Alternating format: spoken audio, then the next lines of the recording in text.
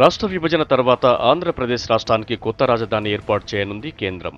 ఇందుకోసం ఓ కమిటీని ఏర్పాటు చేసింది కేంద్ర హోంశాఖ. రాజధాని ఎంపిక కోసం నియమించిన కె శివరామకృష్ణన్ కమిటీ రాష్ట్రంలో పర్యటిస్తోంది. మొదట విశాఖలో పర్యటించిన టీం నగరంలోని పలు ప్రాంతాలను పరిశీలించింది.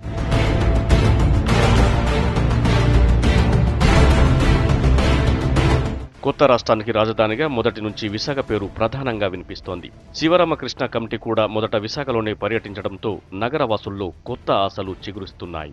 చైర్మన్ కె శివరామకృష్ణన్తో పాటు Indian Institute of Public Finance and Policy director doctor Ratin Roy, Bengaluru Indian Institute for Human Settlements director Aroma Revi, National Institute for Urban Affairs director Jagan Shah, New Delhi school of planning and architecture మాజీ dean professor K T Raveendran, Hyderabad town and country planning director P Thimma Reddy విశాఖలో పర్యటించారు.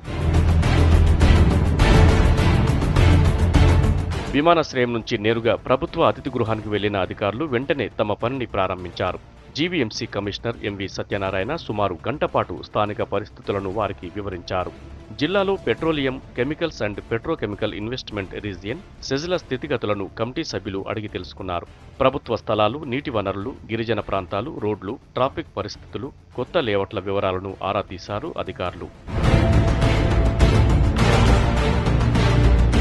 నగర భౌగోళిక పరిస్థితులతో పాటు GVMC ఆర్థిక స్థితి, ఇంటి పన్నులు, జేఎన్ఎన్యూఆర్ఎం ప్రాజెక్ట్, 13వ ఆర్థిక సంఘం నిధులు వంటి అంశాలను కమిటీ సభ్యులకు కమిషనర్ వివరించారు. కాగా స్థానిక ప్రజా సంఘాల ప్రతినిధులు కూడా కమిటీని కలిసి విశాఖను రాజధాని చేయాలంటూ వినతి పత్రాలు అందజేశారు.